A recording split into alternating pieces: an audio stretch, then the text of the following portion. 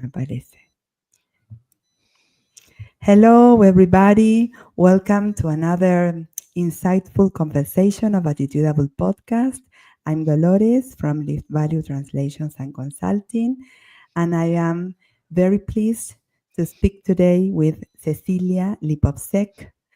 I met Cecilia last month, well, no, in October, in Portland at the ATA annual conference. She was the distinguished speaker of the Spanish division. So, all of you who attended were able to go to her 2 or 3 sessions. Too. And now we have it too.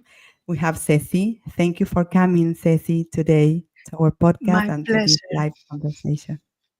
Thank you. Thank you so much for inviting me and for having me. So I look forward to having a nice conversation about the things that we care about. Yes, Ceci is I will briefly introduce her, is a London-based diplomatic interpreter specialized in Latin America and the United Kingdom.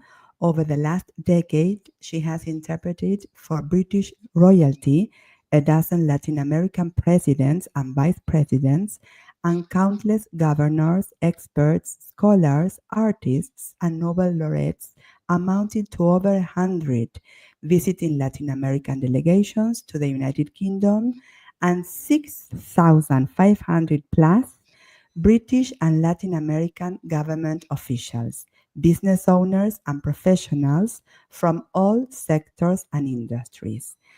And Ceci, early in 2021, published Jump, her first business book created for interpreters, and in 2022, the year after, she published Welcome, a very practical guide to diplomatic interpreting in the 21st century.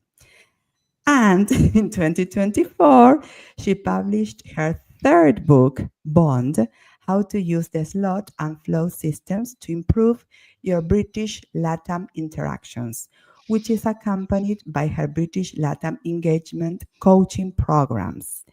So, Ceci, Wow. you are unstoppable, 3 books and Something a like it. very active interpreter. Well, Thanks. those are the things that we discovered during COVID. I suddenly realized I had a lot of joy in writing these books and putting down to paper my ideas. So it's sort of a newfound thing for me to do on top of everything else. Yes, Ceci is in charge of Multilateral, her company. You can see her logo beside her. And you can, I think it's an app because I read the book, like kind of a Kindle book, yes, and the audio book as well. So you have Hmm. all the formats available. Yes, that's my own platform. This is my 2024 project. So it's to bring all the things and the services and the programs that Multilateral has available through the app, which is browser based, or you can download the app as well. So plenty of things are coming to this app in 2025, hopefully. So we'll see. I'm learning also to be a little bit technological with everything that I'm doing. Yes, and very, really very technological because I Mm. loved the rhythm because you can read the book every chapter and also listen to Sethi's voice as she is narrating each chapter of the books. Yes. Well, It's that's the the first time. idea. Yeah, the Mhm. first time to give options. I like having options. Mhm. Yes, I liked it a lot. And Ceci, tell us, because I'm a translator, not an interpreter. I always wanted to be an interpreter as you are. And I wonder, how did the 5-year-old Ceci think?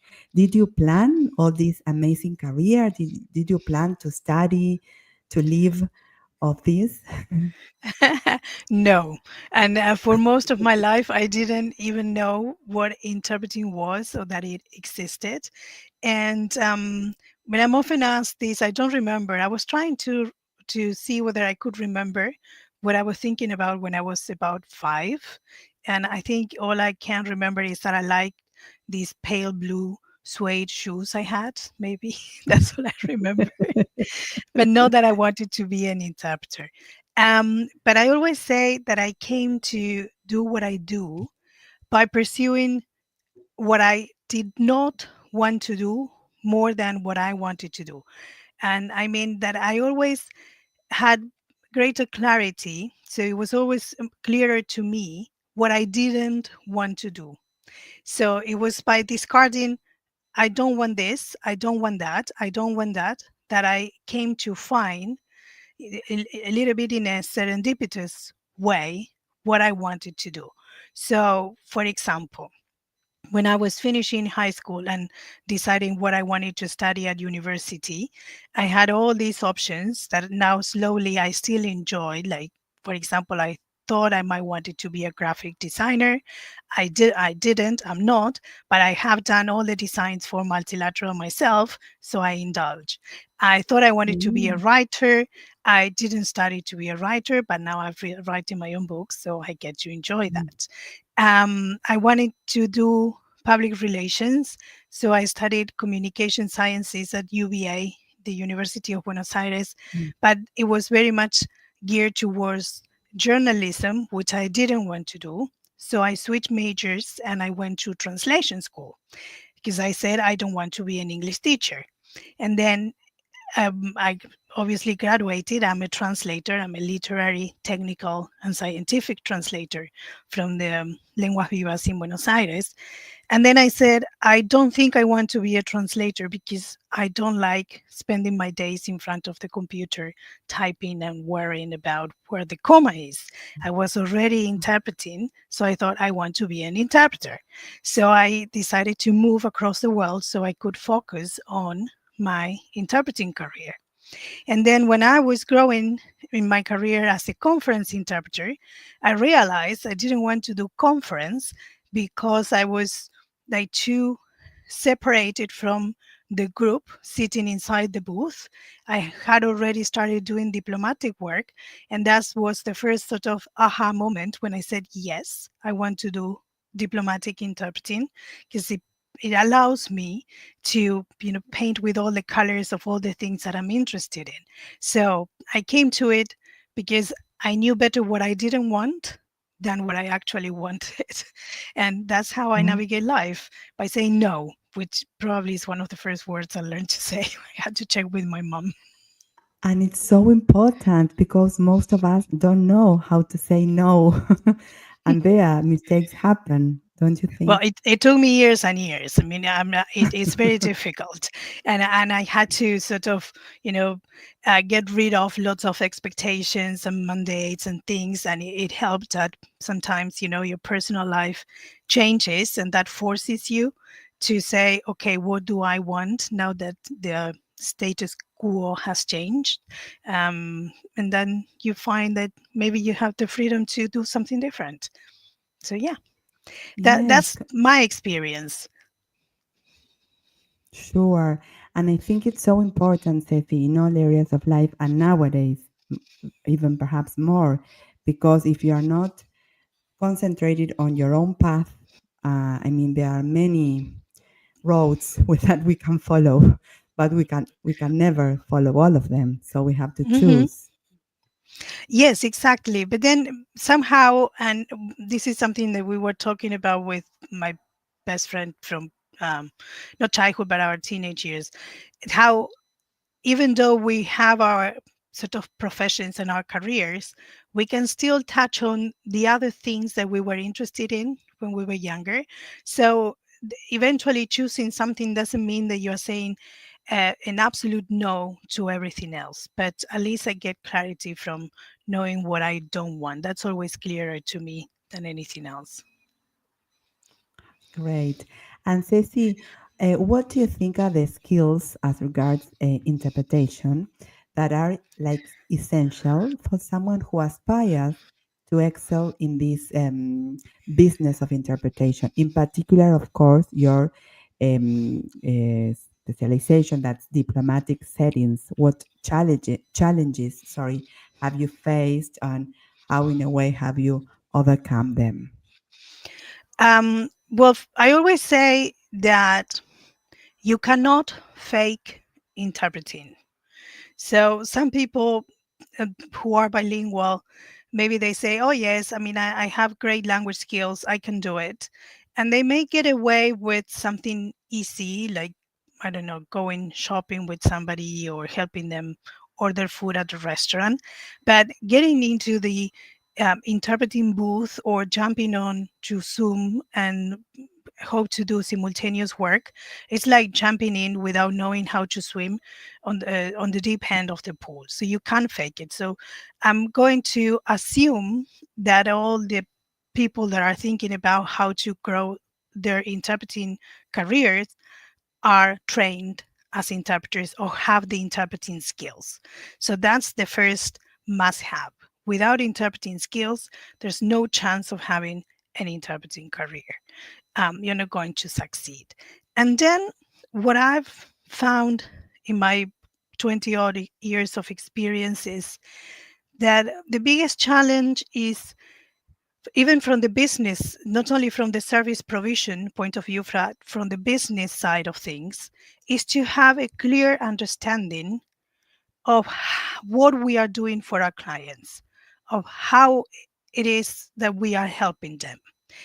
When business experts talk about what pain are you, taking away from the client. So what is it that we do for them and what our role is? So we, and myself at the beginning, we tend to focus on, yes, I help solve the language barrier. Yeah, that's what we do for the users of our interpretation, the people that are listening to us. But the clients are not necessarily the users. Usually there are two different individuals and two different organizations. So, to the client, let's suppose a typical client of mine with a visiting diplomatic delegation to the UK would be an embassy. So the embassy staff organizes a trade mission or a diplomatic visit or a technical mission to the UK.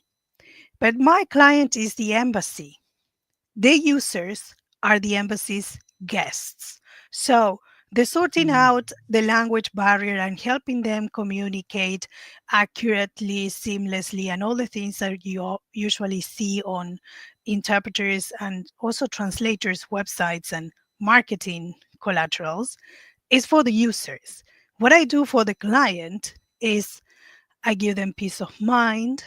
I give them the option of inviting the people they want and not necessarily focusing only on the ones who speak the language. I give them all the additional support that they get when they work with me. So if we're thinking about it from the business point of view, is having that clarity, that very, very clear understanding of what is it that we actually do for the people that hire us. And I mean the ones who, pay the invoices. And then you can start building the business based on that. The service provision is what we give them as part of our assistance. But that's for the users. Users and clients are very different things, in my opinion, at least.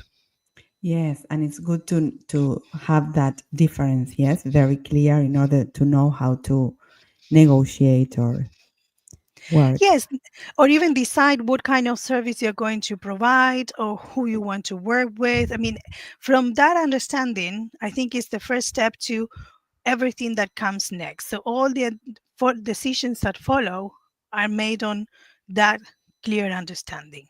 If you some interpreters, which is absolutely valid, they say, I don't want to deal with any of that. I just want to sit down and interpret, or I just want to sit down and translate. Then the option, I mean, the natural option for that is okay, you work with intermediaries. So you work with an agency or a consultant interpreter or a consultant translator, somebody that's dealing with the business side of things, and you just provide the translation of the interpreting services. But if you want to build your own business, it all starts with clearly understanding what is it that you do for your clients. And if you have to build your own business, you have to read Jump, your book that is Okay, very yeah. focused on that. And I love because in that book, if you haven't read it yet, Ceci emphasizes what's about personal growth and professional leaps. Yes. And we all do that, like in a way, but it not always with success. So, how this philosophy that you mentioned translate into building a successful career in interpretation, Ceci? I think lots of trial and errors and lots of awareness, self awareness, um, and then seeing. One of my friends.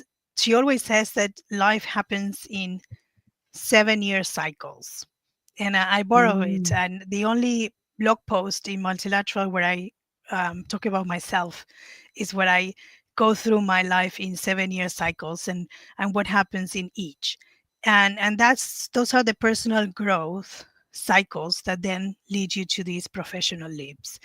And I think that for each cycle and each time of our lives, we are able to do different things for the clients that we work with, for the colleagues that collaborate with us, just like we do in life.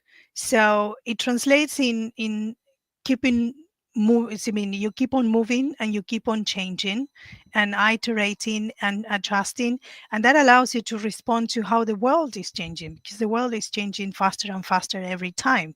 So what was we saw it, what was the norm in 2019 wasn't the norm in 2020, and then it wasn't in 2022, and it's not again in 2024, and it's not going to be so in mm. 2026.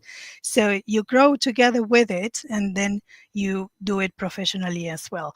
And I like to say, maybe it's because I am getting older, that when you get older, you get a little bit braver, and maybe you try different things as well. There has to be sort of an upside to it, I guess. Yes, we take the leap no matter what. No matter what, exactly. So what? I've been down before. Let's do it again. Yes. Yeah. I love that. And I also love reading the four pillars that you also mentioned in this book, Jump. And I was wondering if you have a favorite one because I liked all of them. But for me, the first one, the one about planning your journey, like the plan, the first part, let's say, it's very difficult because sometimes I don't have like a that like plan before making the leap or Yeah. oh Uh, yeah. Is that why you think it's your favorite? Because it forces you to plan and think? yes, I Yeah. think because Okay. I never pay enough attention perhaps to that, and it's also a very important pillar. Yeah, it is. And I think that in my case, it helped a lot the fact that I moved. So I moved to London from Buenos Aires about almost 10 years ago. And it was it. So when I came to the UK, I literally, and I'm not exaggerating, I'm not saying literally, like, I literally didn't know a single person. So I was Mm. starting from complete blank slate. And that forced me to sit down and plan. Sort of like when you sit down and say, what do I have? And how do I start and where do I go? And it was a very different experience from my experience in Buenos Aires, where I worked as a translator, as an interpreter for 12 years before moving to the UK, because I graduated from Lenguas Vivas. I graduated from my postgrad diploma in conference interpreting. So I had my network, and organically, sort of life was taking me down certain paths. Maybe I liked it, maybe I didn't. I don't even think there was much of a conscious choice to what I was doing. So when I came to the UK, I had to sit down and plan because I didn't have sort of much wiggle room. I just had to start getting into the market, and I had to start, producing an income and building a life for myself. So that made me, forced me to be very intentional. But now that I've done that, I had to say that my favorite pillar is the third one, showing up. I like that one Mhm. uh, because now I can use it to, be creative and connect with people and learn about them and see what I can contribute as well. So I get to play with it a little bit more. But yes, you need to Yeah. plan your journey. You need to get that understanding first. Otherwise, you're Yes. sort of, going into the dark, sort of tumbling on. And showing up is challenging. Super but challenging. I it know. but it's And perhaps the most important part of it, yeah? yeah, Like show I up. think so. Yes, showing up. Yeah. But I think, I don't know, I can't remember. I think the quote is in the book. I'm not personally a big fan of Woody Allen. I mean, his movies sometimes it's not my thing, but he has a very famous quote that where he says that 80% of life and success is showing up. So yes, he had to show up. It's difficult, Yeah. but he had to show up having something to say, I think, and that's why you need to that understanding first. Otherwise, you're just making adding some more noise to the noise. So that is important, even if, and getting that understanding means that you have to step back and go quiet for a little while until you find something that you want to start saying and exploring. I think that's better than just keep on adding and adding and adding without really knowing what for you are saying what you're saying. Exactly. And Ceci, in your other book, Welcome, because today we are going to talk about these two, the first ones, Jump Hmm. and Welcome. Many interpreters, well, Welcome is solely focused on interpretation, diplomatic interpretation. And there, I think, or perhaps the interpreters, not all of them, but most of them that I know, focus on exclusively, let's say, on improving their craft, of course, their language combinations and all that, but not on developing their business as interpreters. So, what do you think? If you can share some strategy for them that they can implement to grow in their own practices. As diplomatic interpreters, you mean, or Yes, or or in or general? interpreters in general. Yes. Okay. Bec- um or translators as well, I think. Yes, you're right. So Language. I remember reading a few years ago um, Judy and Dagmar Jenner's book, and they say you have to accept the fact that you are running a business.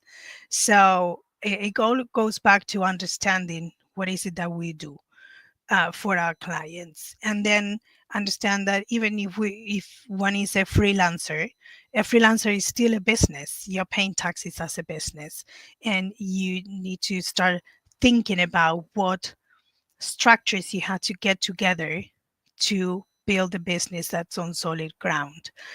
It's difficult. I myself don't always get it right. Actually, lots of times I don't get it right.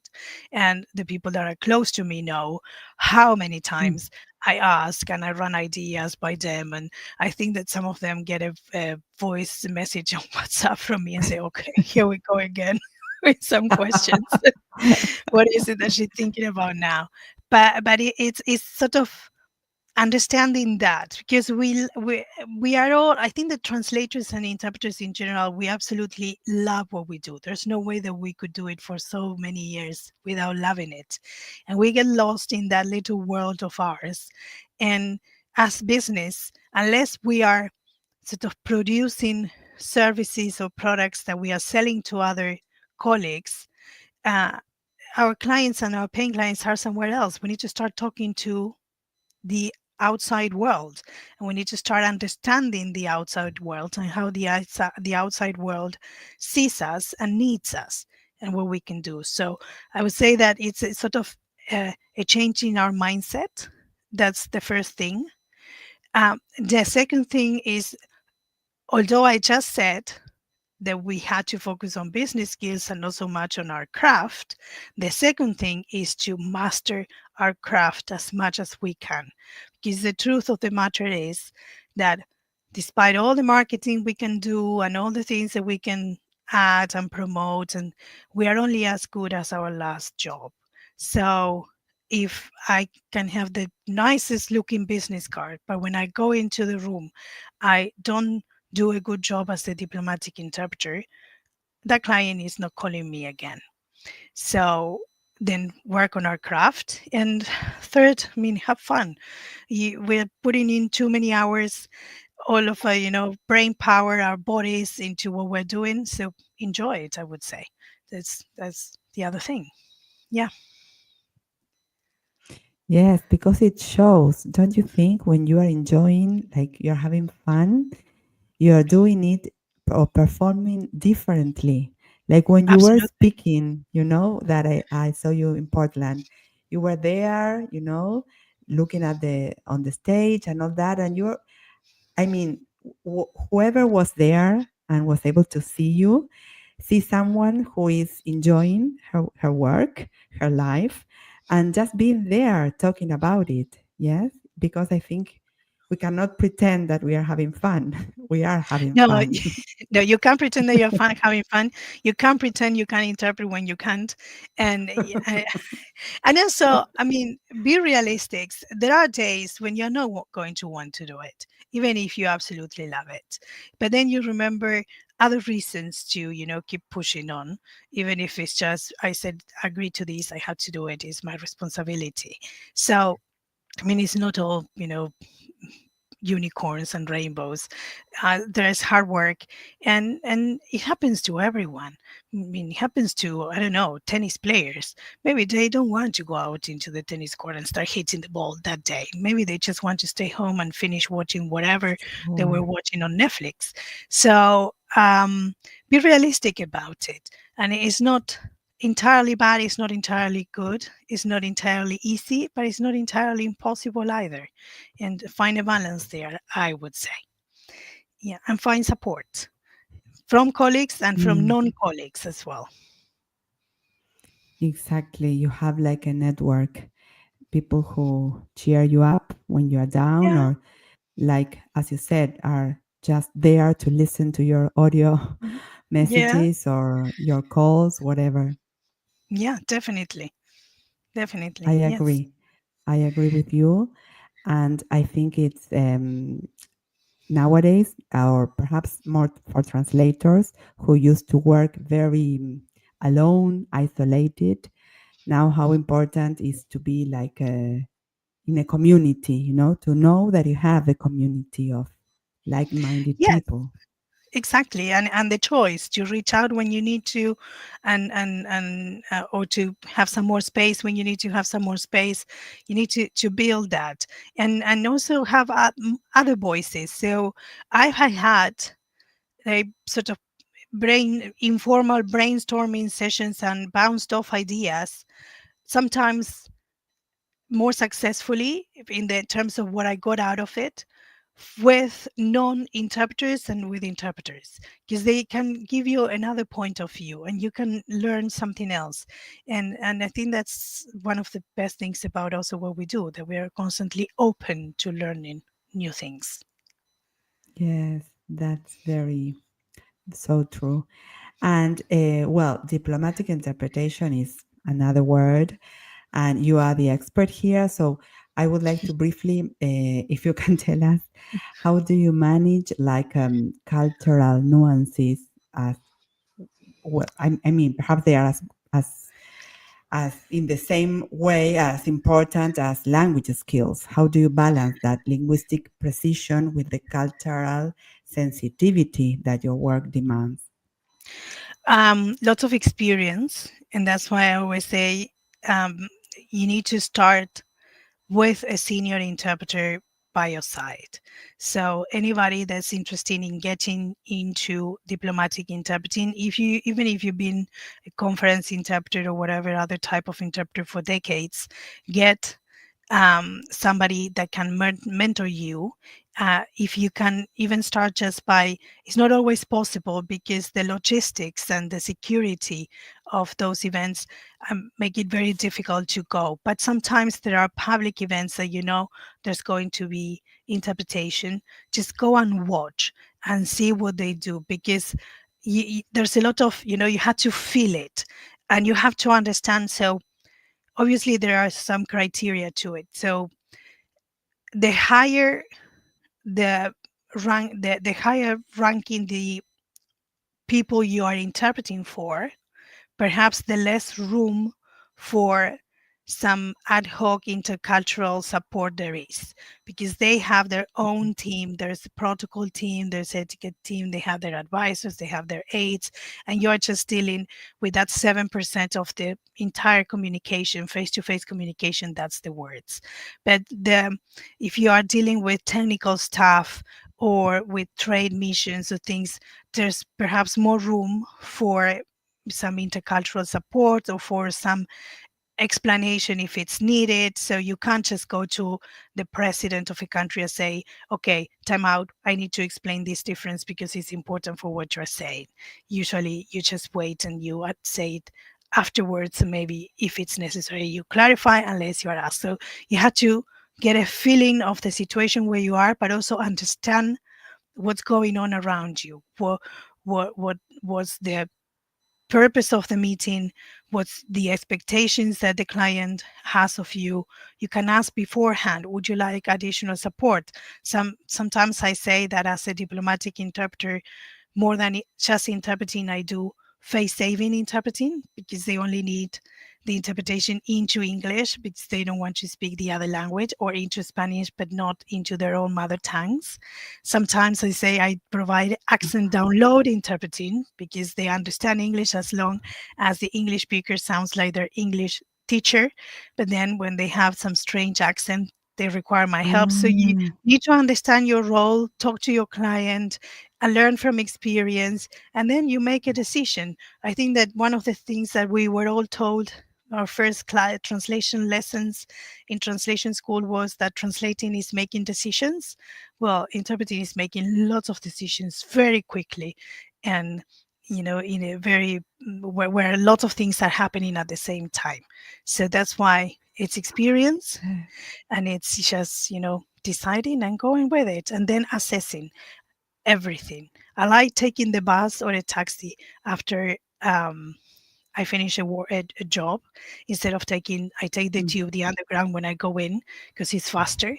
Because that's the time when I look out the window and I go over what happened, and then you learn and you adapt, and the next day you try to do better. yes, that's life. Like Yeah.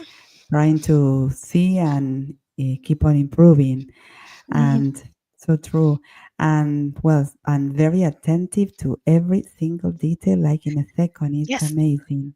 Yes, you had to be Yeah. very much aware of what's going on. And that's again that understanding. You had to understand what purpose you're serving, what's your role, what is expected, what you can do, what you're comfortable doing, what you're not. And it depends. Sometimes you are just hired by a neutral party to interpret for both sides. Sometimes you're only hired by one side. So it's very difficult to streamline and make it a black and white situation. And that's why in Welcome, I say and I argue that diplomatic interpreting, for me, it has to be considered a specialization, not only in terms of training and the skills that interpreters acquire for interpreting skills and additional ones, but also I think there has to be at least a debate on recommended uh, working conditions, code of ethics, and things, because what applies to a situation where the interpreters are in the booth for conference, separated from what's happening in the room, is it's like trying to get a square peg in a round hole for diplomatic interpreters. So I think that there's a debate that we should be having around this, so we can all get better guidelines and recommendations as well. Yes, for future professionals. Yes, Mm-hmm. to have Yeah. the guide. And Ceci, how just we have as rounding up, how do you Yeah. visualize the future with all, well, we all know the AI, machine technology, machine interpretation tools. How do you see Lots of the future things. of your diplomatic interpretation evolving? We Um, don't know that.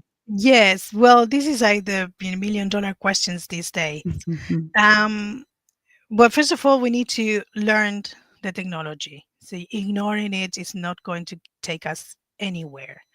But when all these debates started happening and everybody was sort of this gloom and doom and we're all, going to end up, I kept remembering, and I'm talking about this prehistory things, but a prehistorical. My English teacher at the language center, the typical English lessons we all had Tuesdays and Thursday Yes, after school. Asociación de So, Cultura Inglesa, like. well, it's something like that. Well, my teacher was called Valeria, and she always said that the higher up you are, the safer you are. And to me, that translates into what can be sort of commoditized and standardized and made predictable can be replaced by AI. But what needs a different understanding and a different approach will still require a human touch. And communicating is an inherently human activity. So for diplomatic interpreters, there's so much nuance, and also there's so much about the communication, the communicative act that depends on context that AI cannot process. So AI cannot process context. And I think that there are these catchphrases that every single translation or interpretation student heard throughout our lives, which is translating is making decisions and it all depends on the context. So Edward Mhm. T. Hall, who is an interculturalist, back in the 1970s was already talking about machine translating, and he was saying machine translation cannot process context, and meaning exists in the context. The words have meaning Okay. because of the context they are set in. So if we change the conversation and change our focus and start realizing how important context is, I think that we have an opportunity to also even change the perspective from which we do our work and the future of the profession. I think that context is everything. It's all in the context. You're right. As in translation That's as well as my in opinion. Of course. interpretation and Yeah. in every career. Yes, Yeah. so true. Yeah. And Whatever is devoid of context. I don't know. The instructions for medication, the little paper thing that comes inside the box with the pills, that is mhm. almost contextless. So that could be done by AI. But anything that is very reliant on context, I think no, we're too far from it Yes. So for me to long replace. live, Yeah, long live our context. human context. Long, And long live context. yes, long live Yeah, context. Context. Ceci, context. and just to Yeah. round up, Yes. do you have like, as I always ask, a word, a phrase, or a mantra that is close to your heart now, or perhaps that you always have had? Well, I have one that has been with me for the last 10 years, which is when I was deciding whether I was, moving abroad or what I was doing. One of my friends, a dear friend, he just said, why not? And why not now? And basically, Mm, I didn't have any reasons not to move across the world. And that has sort of stayed with me. So whenever I'm hesitant, and I do hesitate a lot before doing anything, I second guess myself. Anybody who thinks that I do, I second guess myself, and then I say, "What did I do it?" and blah blah blah. That is all always the back of my head. Why not? And why not now? So loved yeah, it. that's it. I say it to myself a million times every day. But anyway, it works better when I'm deciding whether I'm going to have chocolate or not. But Yes, why not? Why why not? not? And why not now? Yes, let's have it. Yes. And I Yeah. love in your book the Terpreneur journey, that I love that word as well, Terpreneur. It's difficult for me to pronounce. Terpreneur, yes. Terpreneur. At the end of the Terpreneur journey, that you quote, jump, because that leap we will never know what could be. We will Hmm. never know what we are capable of. And I, for one, cannot wait to find out. And it's from Henry McCord. Yes, Yes, you it's from a wrote it TV there. show. Anyway, that's how I translation loved ruins it. your life. I write down lots of things when I'm watching TV. But But it's that's the that. whole idea. Yes, that's the whole Yes, idea. you took Yes, that leap 10 years mm, ago. You I jump. did. I did, and it was very out of character for me. But I don't mean I maybe I would organize it better, but I don't regret it at all. You So did yes, it. Hmm. why not, and why not now? Why not now? That's the question. Congratulations, Ceci. Thank You are you. very brave. You have been very brave. And thanks for coming today, for sharing with us your incredible journey as a diplomatic interpreter and as a business owner, all your insights, all the amazing books that you have and that you will continue writing for sure. Yes, of course. And thanks to all of you who were here or who are going to listen afterwards in the podcast. Thanks for all your comments. Also, you can contact Ceci as I think your website, Ceci, Yes, it's the easiest way. multilateral.com, Yeah, multilateral.london. dot London, Yeah. and there you can find all her. The books, information, contact details, everything else. It's all there. And Ceci, would you like to share with us some future or soon to be announced news? Yeah, well, we have things coming up. So there's going to be a Terpreneur camp, which is 6 days long, starting next week, just for people who want to, wrap up the year on a high note. So the information about that is coming. My latest book about intercultural engagement is out as well. So there's things going to be built around that, and some projects for diplomatic interpreters starting January. So do, if you want, come to multilateral.london and you can sign up for newsletters and updates, and I'll make sure to share with you all that. But I will also send the information to you so you can share it with your network if you think that could be of interest for them. So yeah, lots of things that have been put Yes. together for 2025. Thank you, Ceci. Thanks so much for inspiring us and for all your writings and your job. Thanks so much. Thank you. See you. Don't forget to subscribe if you like the show and also reach Ceci for if you have doubts or you would like to keep on learning and thriving in this exciting career. Thank you.